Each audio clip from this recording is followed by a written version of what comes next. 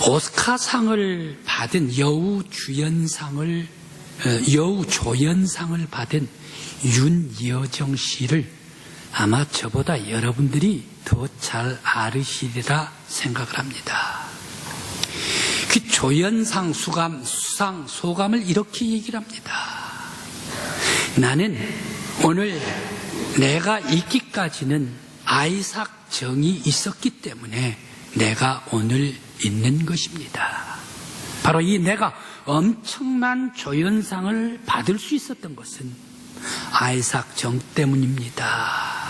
이 모든 영광을 아이삭 정에게 돌립니다. 라고 말을 합니다.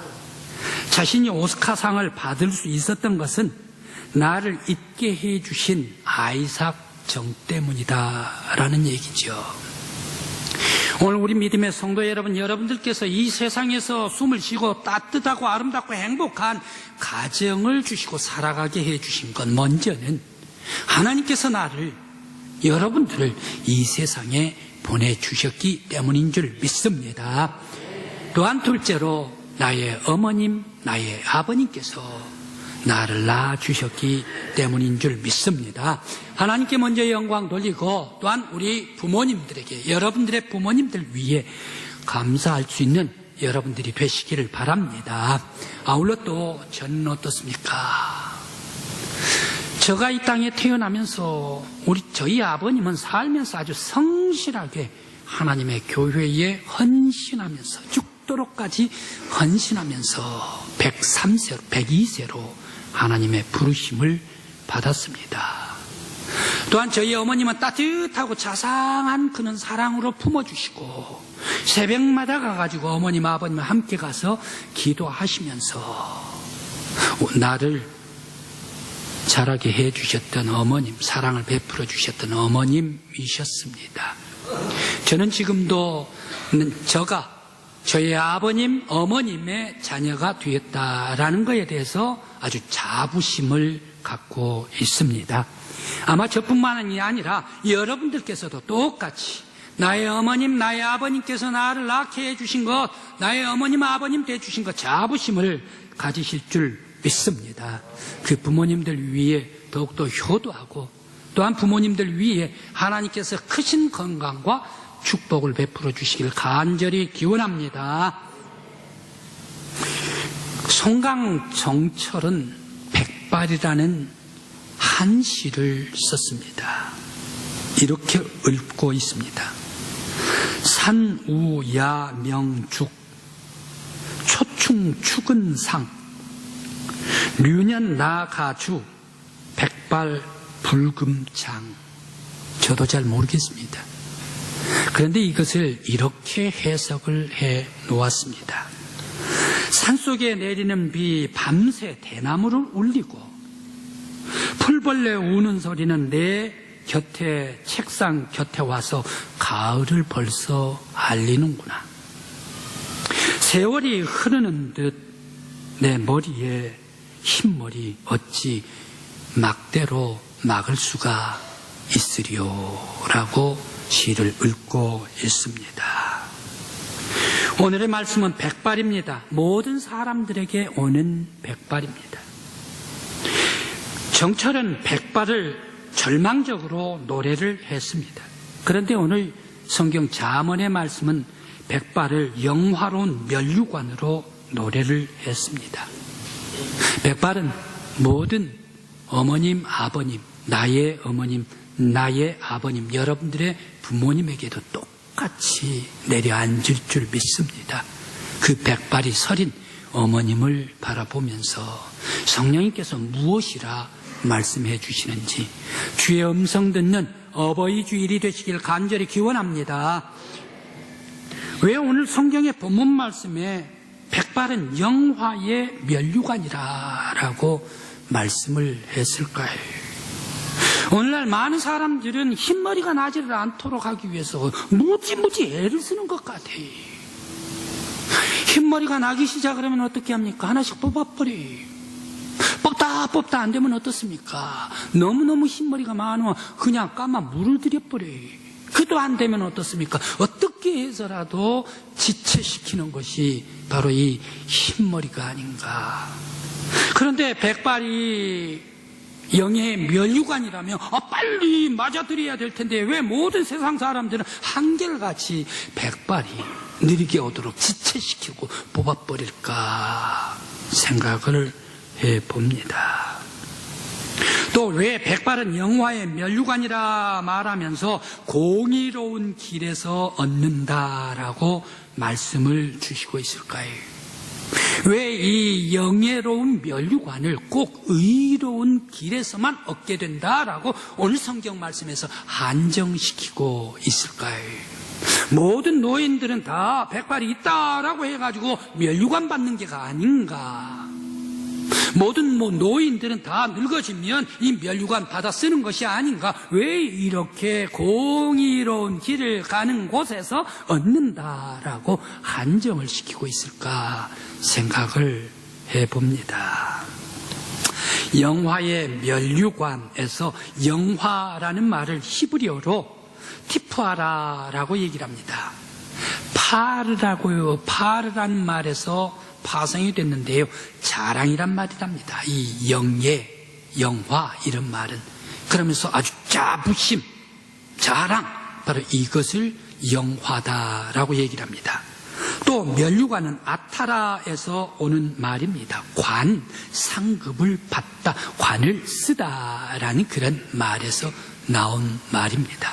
그런데 이 영화와 면류관 둘을 합해놓으면 어떻습니까? 노인에게 있어서 가장 상징으로 여기는 이 자부심, 바로 이것은 백발, 이 자부심은 영예로운 상급이다. 백발은 영예로운 상급이다. 그런데 최고의 자부하는 이 영예로운 상급은 어떤 사람들이 받게 되는가? 지혜로운 사람들이 받게 된다라는 말씀입니다. 그래서 바로 이 영화로운 면류관을 받는 길은 어디에 있는가? 반드시 공의로운 길에서만 받는다는 얘기예요. 노인 됐다고 해가지고 모든 사람들이 다 영예로운 면류관 받는 아니란 얘기예요. 노인이라도 악한 사람이 있다. 노인이라도 불의한 길을 가고 있는 사람이 있다. 노인이라도 꼬집꼬집스럽게 해가지고 내려놓지 못하고 자기의 욕심으로 가는 사람들, 그러한 사람들에게 영예의 면류관이 있겠는가?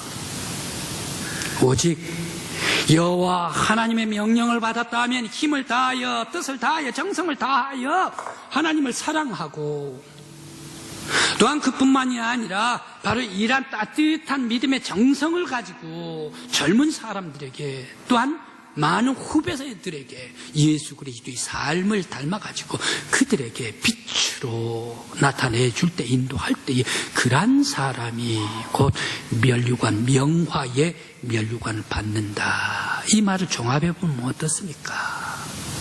의에게 영예로운 면류관 받을 사람들은 예수 그리스도의 삶을 닮아가지고 힘을 다해서 하나님의 말씀에 복종하고, 또한 후배들과 젊은 사람들에게 빛을 비춰주면서 길을 제공을 해주면서 인도자가 되고 존경을 받는 그런 사람들이, 예수의 길을 가는 사람들이 영예로운 면류관을 받는다라는 사실입니다.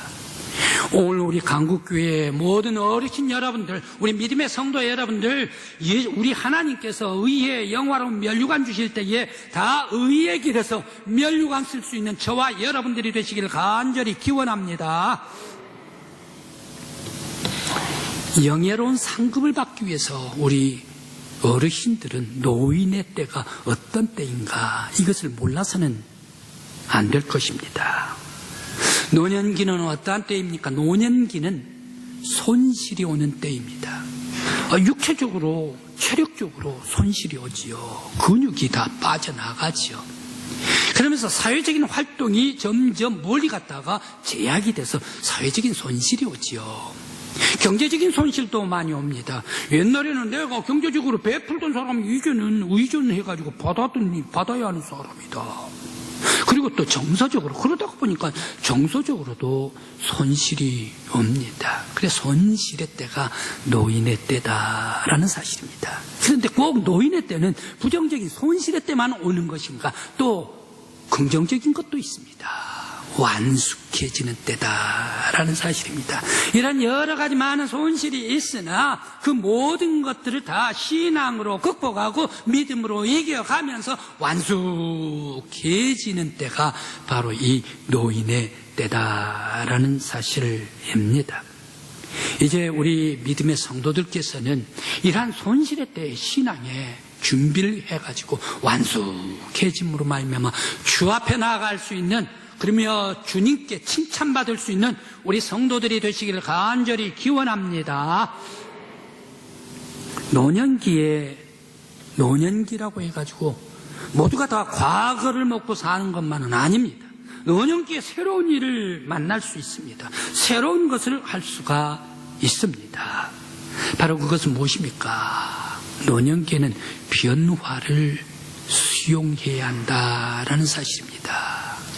노년기 어떻습니까? 나는 아직 젊어서, 마음이 젊어서 아직 내가 나가면 공도 찰 수도 있고 운동도 할 수가 있어. 그렇게 하다가 보면 어떻습니까? 영 거기에 머물러 버리고 만다는 얘기. 노인의 때는 바로 이 노인이 되어간다라는 것을 수용할 줄 알아야 된다. 그래서 자기 자신이 수용하면서 더욱더 그릇이 넓어지고 완숙되면서 주 앞에 나아갈 수가 있다라는 말씀입니다. 그래서 노인 되어가는 과정을 인정하라. 그래서 수용하라라는 말씀입니다. 또한 홀로 설 수 있도록 연습하라라는 말씀입니다. 홀로 서다라는 얘기는 자기 혼자 열심히 다른 사람과 만나지 않고 차단시켜버리고 홀로 서려고 애를 쓰는가, 그게 아니란 얘기. 홀로 서기를 연습하라라는 얘기는 어떻습니까? 내가 홀로 서지를 아니하면 다른 사람들에게 부담을 줍니다. 내가 홀로 서지를 아니하면 다른 사람들에게 의지를 하게 됩니다. 피해를 끼칩니다. 그렇게 되기 때문에 다른 사람들에게 될 수 있는 대로 피해를 주지 않기 위해서, 부담을 주지 않기 위해서 내가 홀로서는 연습을 해야 한다라는 말씀입니다. 또한 노인의 때는 내일을 준비하라라는 말씀입니다. 노인은 내일이 없는 게가 아니라 내일이 있습니다. 더욱더 아름다운 내일이 있습니다. 영생이 있습니다. 그래서 내일을 준비를 해야 합니다. 오 할레브 비의 책에서 신앙 좋은 할머니가 나옵니다. 신앙 좋은 할머니가 이제 자기의 죽음의 길을 내다보면서 친척들에게 자기를 의탁하기 위해서 찾아다녔습니다. 그런데 모든 친척들이 다 거절해버리고 말았습니다. 이 할머니께서는 절망을 했습니다. 그런데 할머님의 간증을 듣던 젊은 부부가 우리 집에서 모시겠습니다 라고 얘기를 하는 거예요. 그래서 그 젊은 부부에게 그 집에 들어가서 함께 생활을 했습니다. 할머님께서 말하는 것과 같이 이 할머님께서 다 지켰습니다. 10년 동안을 같이 그 집에서 살면서 전혀 부담이 되지를 않았습니다. 하루는 여느 날과 똑같이 가정 예배를 드리고 평안하게 잠자리에 들어갔습니다. 그런데 내일 아침에 보니까 잠자는 듯 하늘나라로 가셨습니다. 할머니께서 쓰던 유품을 정리를 하고 있는데 할머니께서 쓰셨던 유언장을 발견을 했습니다. 유언장은 이렇게 기록되어 있습니다.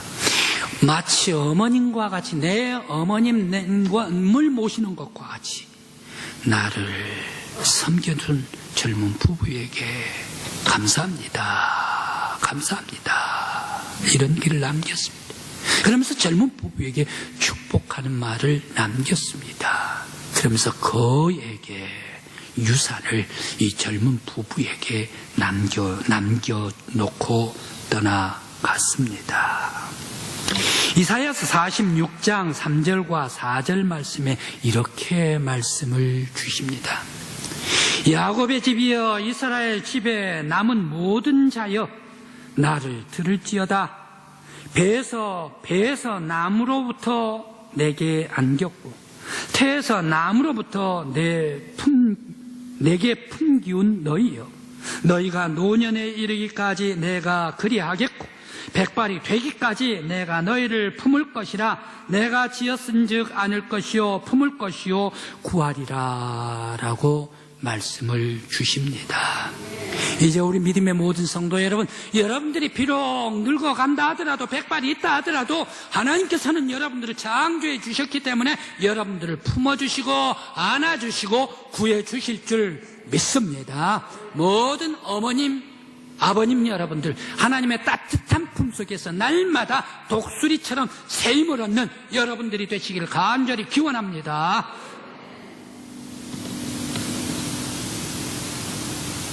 또한 노인의 때는 창조적인 삶을 개발을 해야 합니다. 노인이라고 해가지고 나는 아무것도 못해, 내가 어떻게 창조적인 일을 할 수가 있어 라고 이렇게 얘기를 하는 사람들이 더러들 있을 거예요. 그러나 노인들이라도 생각만 있으면, 발로 걷기만 하면 모든 사람들에게는 창조적인 일을 할 수가 있습니다.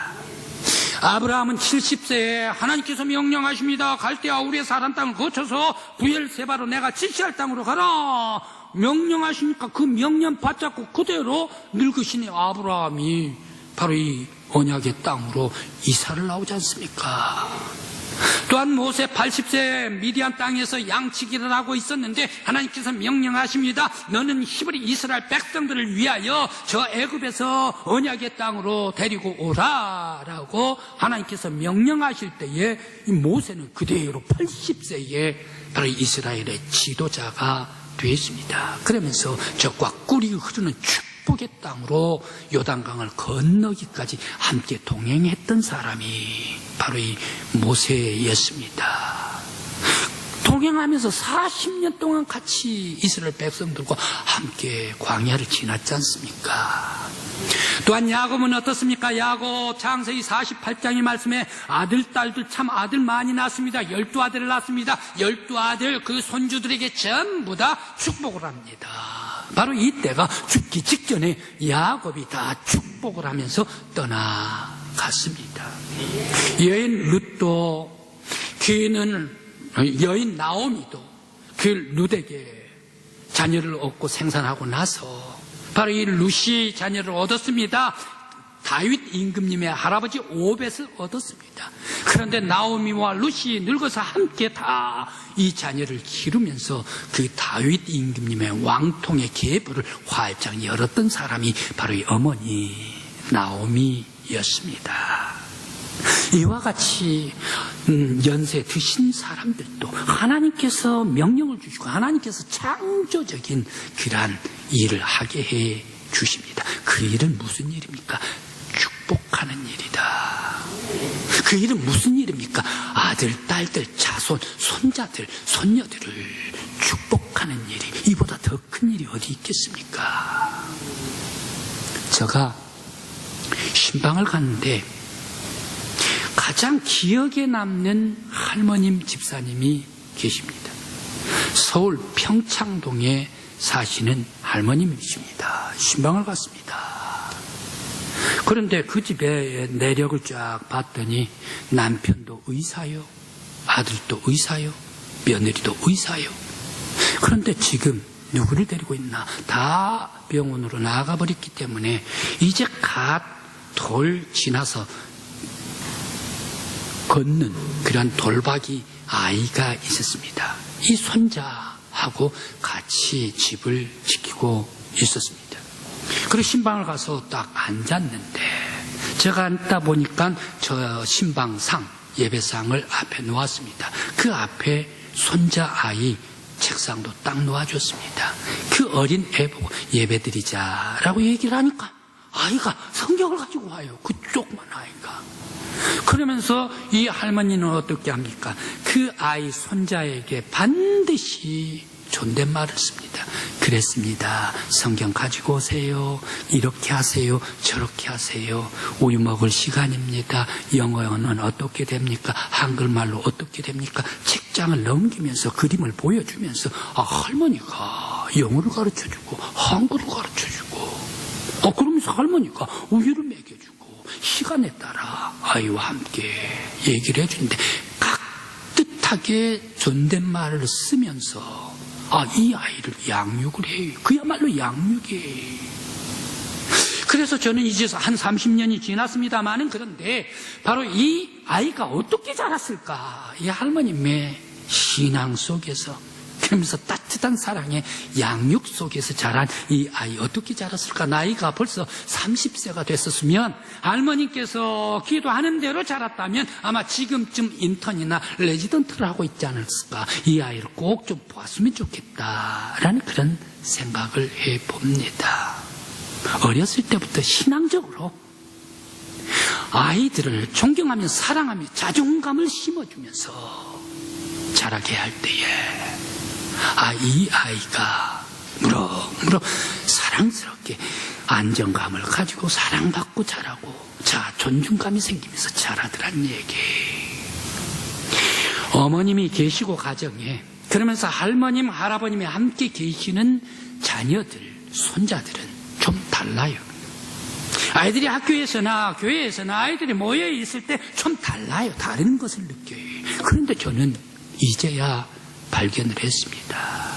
할머니 밑에 자라고 어머니, 할아버지 밑에서 어머님, 아버님 계시면서 자라는 그 아이는 뭔가 다르다는 얘기. 그 자녀들, 손자들은 어떻습니까? 사랑 많이 받고 자랍니다. 그러면서 그 아이들은 어떻습니까? 마음의 그릇이 넓어요. 마음의 그릇이 넓어.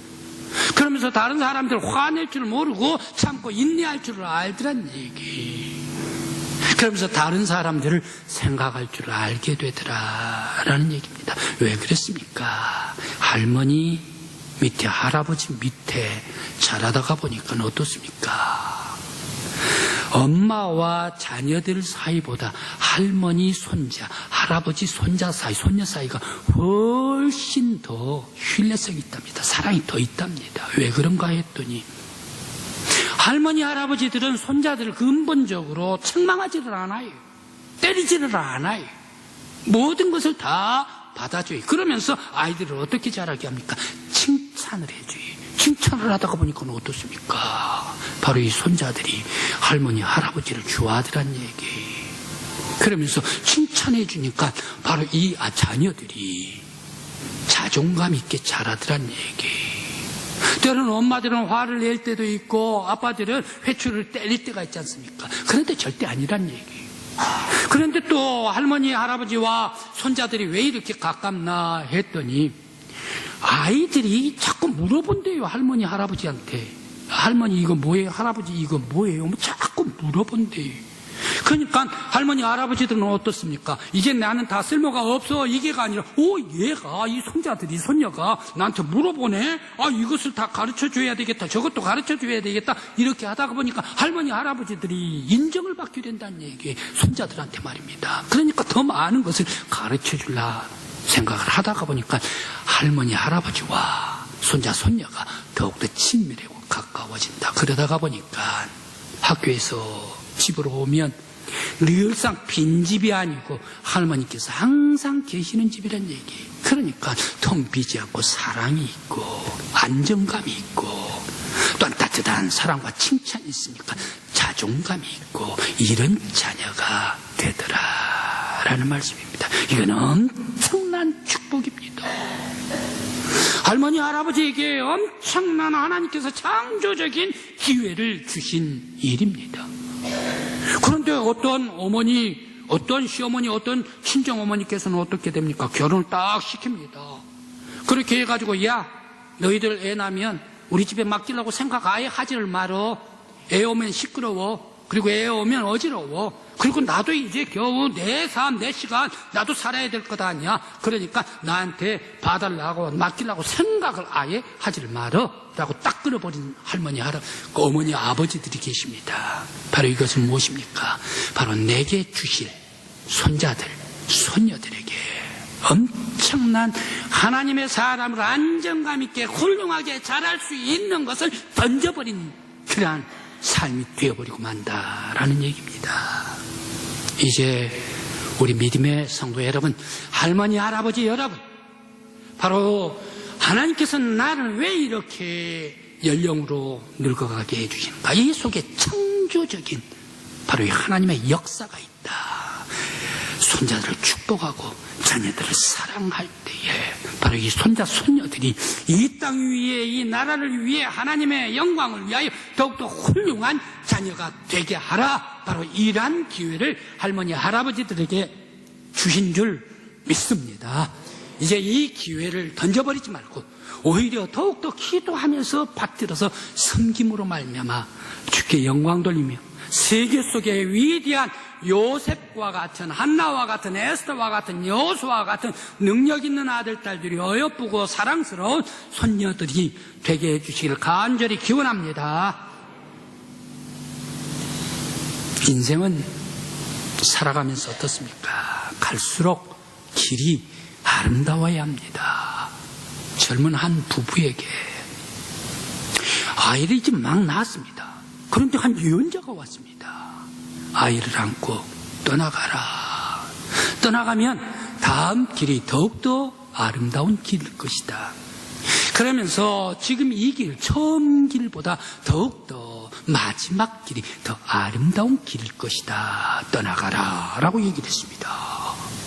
그래 떠나가자 해가지고 이제 갓난 아이를 데리고 품에 안고 출발했습니다. 그런데 첫 번째 길이 가시밭길이었습니다. 가시밭길을 가는데 아내가 짜증을 냈습니다. 앞으로 가는 길이 더욱더 평탄한 길이고 아름다운 길이다 라고 얘기를 했는데 왜 이렇게 가시밭길을 주는 거예요? 라고 이렇게 얘기하면서 따라갑니다. 그러면서도 가시에 찔리지 않게 하기 위해서 아이를 품에 꼭 안고 떠나갔습니다. 이제 가시밭길을 통과를 하는데 남편이 그렇게 얘기를 합니다. 여보 이 가시밭길을 통과를 할 때에 아이를 꼭 품에 안을 때에 아이가 빵긋빵긋 지금 웃고 있지 않소. 바로 이 가시밭길을 지나가면서 나는 이 가시밭길에서 희생이라는 것을 배웠소 라고 얘기를 합니다. 가시밭길을 통과를 하자 그 다음 길이 나타났습니다. 광야가 나타났습니다. 광야길을 가는데 이 광야 사막길을 가는데 아이는 벌써 커서 소년이 돼 있습니다. 소년이 됐는데 이 광야이기 때문에 바람이 엄청나게 셉니다. 아이가 날아갈까 싶어서 둘이서 꽉 붙잡고 아이를 붙잡고 이 광야길을 통과를 했습니다. 바로 이 아내는 또 얘기를 합니다. 예언자 도무지 이해할 수가 없단 말이야. 더 좋은 길을 준다고 하면서 왜 이렇게 광야에 엄청난 바람을 주는가. 그때 또 남편이 얘기합니다. 여보 바로 이 광야의 길을 지나갈 때에 당신과 내가 이 아이를 꽉 붙들면서 가게 됐을 때에 바로 그 속에서 신뢰를 하게 되는 것을 배웠소라고 얘기를 합니다. 그러면서 다시 또 길을 나왔습니다. 계곡길이었습니다. 계곡길을 가는데 벌써 아이는 20대가 됐습니다. 그렇게 되는데 계속 아내는 짜증을 냅니다. 이 계곡 언제 통과를 할 것인가.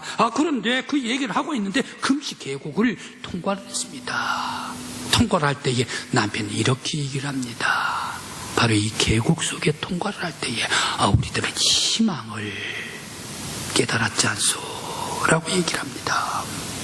이제 험준한 산이 나왔습니다. 험준한 산을 올라가는데 아이는 벌써 자라가지고 30대 늠름한 그런 젊은 청년이 됐습니다. 그래 올라가는데 웬걸 부부가 다리에 힘이 빠지고 주저앉고 싶어 힘들어 올라가기가 무척 힘들었습니다. 그때에 늠름한 아들이 두 손을 내면서 어머니를 붙잡아 끌어주고 아버지를 붙잡아 끌어올려 주었습니다.